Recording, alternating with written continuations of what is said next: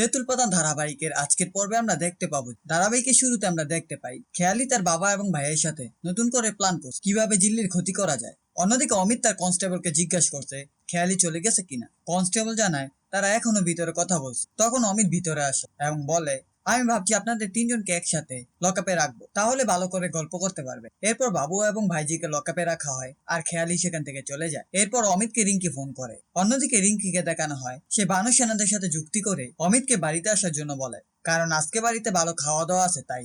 অমিত বলে সে আসতে পারবে না। তখন রিঙ্কি বলে, তাহলে আপনাকে শাস্তি পেতে হবে। কাল এমন একটা জায়গা আমাকে ঘুরতে নিয়ে যেতে হবে যেটা কোনো ক্যাফে নয় কিংবা কোনো দামি জায়গা নয়। রিঙ্কি যখন কথা বলছিল তখন উঠানে ঋষি আসে। ঋষির কণ্ঠ শুনে বানর সেনারা পালিয়ে যায়। পরবর্তী সিনে আমাদের তেঁতুল পাতার উঠোনে দেখানো হয়। সেখানে সকলকে খাবার খেতে দিয়েছে। অঞ্জু ঝিল্লির জন্য আলাদাভাবে খাবারের থালা সাজিয়ে নিয়েছে তাকে নিজ হাতে খাইয়ে দেওয়ার জন্য।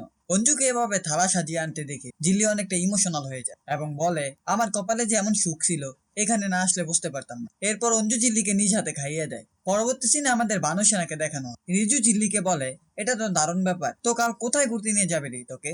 রিঙ্কি বলে, সেটা উনি বাবু। রিঙ্কির মুখে এমন কথা শুনে সকলেই অবাক হয়ে যায়। পরবর্তী সিনে আমাদের অমিতকে দেখানো হয়। সে কনস্টেবলের সাথে কথা বলছিল। ঠিক সেই সময় থানায় একটি অচেনা মেয়ে আসে এবং বলে সে অনেক বিপদে পড়েছে। তার মামি তাকে জোর করে একটা বুড়ো লোকের সাথে বিয়ে দেওয়ার চেষ্টা করছে, তাই সে বাড়ি থেকে পালিয়ে এসেছে। অমিত তাকে নিয়ে তার মামির কাছে যেতে চায়, কিন্তু মেয়েটা বারণ করে দেয়। মেয়েটা বলে, আমাকে একটু আশ্রয় দিন, 7 দিন পর আমি অন্য কোনো একটা পরিচিত আত্মীয়র বাড়ি চলে যাব।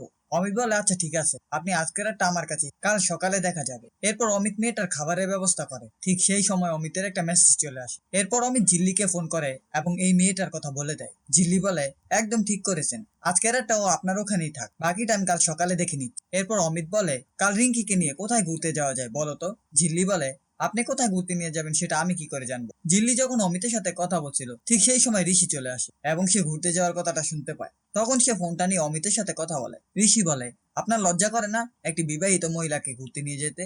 অমিত বলে, আজব তো, আমি কেন ঝিল্লিকে ঘুরতে নিয়ে যাব। এরপর ঝিল্লি ফোনটা নিয়ে নেয় এবং বলে, অমিত স্যার ওনার বন্ধুকে নিয়ে ঘুরতে যাবে। ঋষি বলে, সেটা কি তুমি? আমি আপনারও বন্ধু ওনারও বন্ধু, আপনার সাথে যদি ঘুরতে পারি তাহলে ওনার সাথে কেন পারবো না। ঝিল্লির মুখে এইসব কথা শুনে ঋষি জেলাস ফিল করে। শেষ দিন আমাদের তেঁতুল পাতার উঠানে দেখানো ঝিল্লি বেসন চিনি হলুদ নিয়ে ঘরের দিকে দৌড়াচ্ছি। তখন বড় মা বলে, এত তারা কিসের, কি করবি এসব নিয়ে, কোথায় যাচ্ছিস? কিন্তু ঝিল্লি কোনো উত্তর দেয় না। এরপর রঞ্জু, বড় মা, ঋষির মা এবং কাকা মিলে আবার গবেষণা করতে ঝিল্লি এই জিনিসপত্র নিয়ে ঠিক কি করবে। এরপর ঝিল্লি দৌড়ে আবার রান্নাঘরে যায়। ঠিক সেই সময় ঋষি অফিস যাওয়ার জন্য বেরিয়ে আসে। তখন ঝিল্লি রান্নাঘর থেকে দৌড়ে এসে ঋষির হাতে টিফিন বক্স দিয়ে আবার রান্নাঘরে দৌড়ে চলে যায়। ঝিল্লির এই কাণ্ড দেখে ঋষি বলে, এত তারা কিসের, এভাবে ছুটছো কেন? বড় মা বলে, সেই সকাল থেকেই চলছে এসব। ঋষি বলে, এদের এসব করা মানেই কোনো গন্ডগোল পাকাবে, তেমন কিছু করতে দেখলে আমাকে অবশ্যই জানাবে। এই বলে ঋষি চলে যায়। এই ছিল তেঁতুল পাতা ধারাবাহিকের আজকের আপডেট। ভিডিওটি ভালো লাগে চ্যানেলটিকে সাবস্ক্রাইব করে পাশে থাকা বেল আইকনটি অন করুন।